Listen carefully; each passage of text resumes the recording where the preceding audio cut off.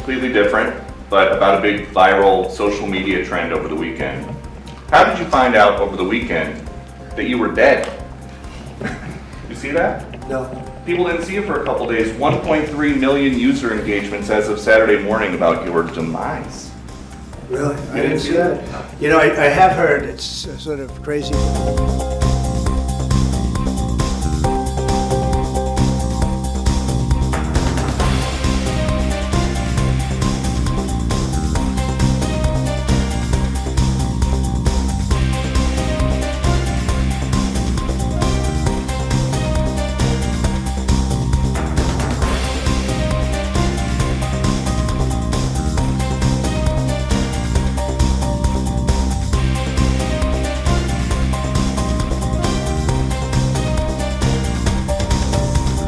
Last week I did numerous news conferences, all successful. They went very well, like this is going very well.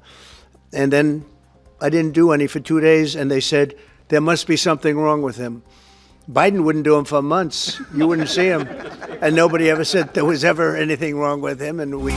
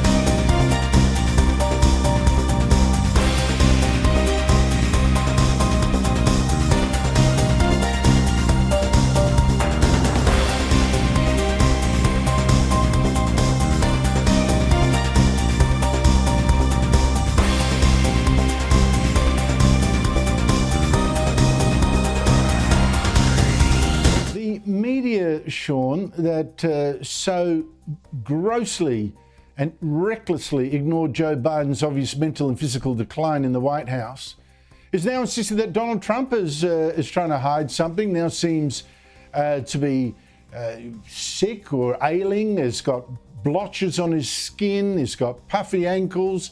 They're demanding answers. What is going on here? What's the story? Well, it's kind of funny because the press secretary, Caroline Leavitt, a few weeks ago addressed a couple of the president's medical issues, including that little hand spot, very proactively. And it was something that, to your point, was in vast contrast with how the Biden White House not only addressed stuff, but the media proactively covered it up. Look, the president, at the end of the day, is 79 years old. He's out playing golf. He shakes a lot of hands.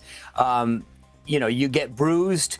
There are some medications that he has been taking to address some of the things, but it's all been explained. And I think it's sad to see, to your point, a media that literally covered up, and not only covered up, but shamed anybody that brought it up with respect to Joe Biden's physical and mental acuity, and then openly speculate about Donald Trump's medical issues, which, as I said, the press secretary has been very forthright with. But there's another thing, Andrew. I mean, over the weekend, there were a lot of internet rumors of the president's health because people hadn't seen him for like 8 hours. And I'm thinking to myself, wait a second, you guys didn't see Biden for, weeks on end sometimes, and no one had a problem. You don't see Donald Trump for a couple hours. I get you might miss him, but you don't need to spread false rumors about his well-being. That's incredible, isn't it? I would have thought that some of those critics would be glad if they didn't see him for 8 hours. But it just goes to show that's the standard. Right. They get upset when how active he is. He finally quiets down for over a holiday weekend, never mind you, here in the States. And the next thing you know, they're allowing rumors to perpetuate about his physical state or his actual state of being.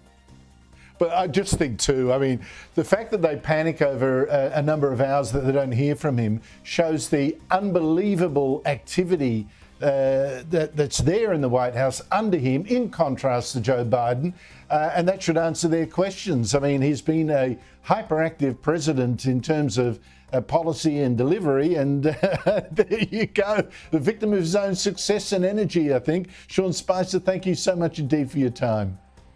You bet, Andrew. Take care.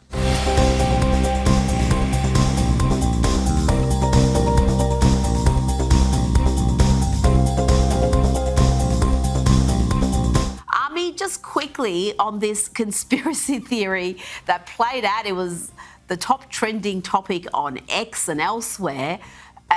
And the lefties were all very, very excited that they thought Donald Trump was dead or almost dead. Well, they've certainly tried, right? I mean, no question the left has tried to eliminate him and other conservatives. Look, I just think this is them saying, you know, it was Biden who we thought was dead for a long time, so maybe we'll try to turn the tables and say Trump is dead. Maybe, again, wishful thinking. I don't get it. It's so silly. It just makes you look like a fool, and certainly makes a guy who is governor of a state and who, by the way, has political presidential aspirations just look like an idiot. Like, what are you doing here?